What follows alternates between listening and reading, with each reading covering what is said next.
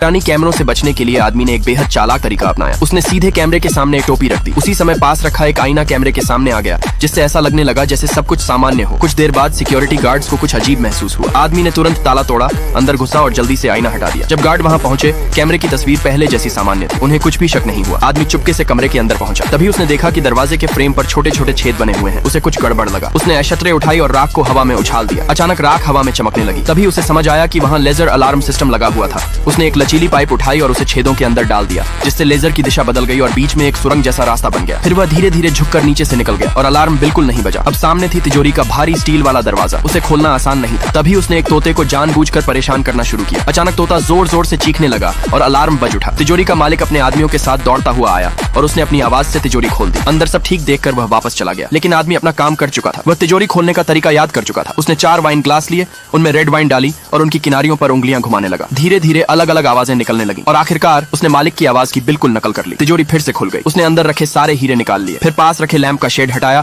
और सारे हीरे ड्रेन पाइप में डाल दिए। बाहर उसका साथी इंतजार कर रहा था। कुछ देर बाद उसने कार की डिक्की में सारे हीरे पहुंचा दिए, लेकिन इतना सब करने के बाद भी आदमी संतुष्ट नहीं हुआ। अगले दिन वह फिर कैसीनो पहुंच गया। उसने एक पेपर क्लिप को एक महिला की स्कर्ट से जोड़ दिया और धागा तोड़ दिया। जैसे ही महिला आगे बढ़ी, उसकी स्कर्ट नीचे गिर गई। पूरा कैसीनो उसी तरफ देखने लगा और इसी मौके का फायदा उठाकर आदमी ने पासे बदल दिए। उसने कपड़े धोने वाला डिटर्जेंट लगाकर उन्हें ऐसा बना दिया कि वह नतीजों को कंट्रोल कर सके। फिर उसने अपने सारे चिप्स दांव पर लगा दिए। जैसा उसने सोचा था, उसके पैसे तेजी से 10 गुना बढ़ने लगे। लेकिन कैसीनो का मालिक बेवकूफ नहीं था। उसे कुछ गड़बड़ महसूस हुई।